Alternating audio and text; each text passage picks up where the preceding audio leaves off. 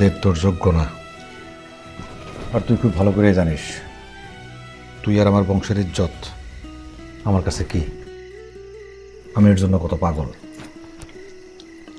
সেই বংশের গায়ে যদি কোনো আসর পড়ে তাহলে আমি দুনিয়াটা একদম জ্বালাই দিতে পারি।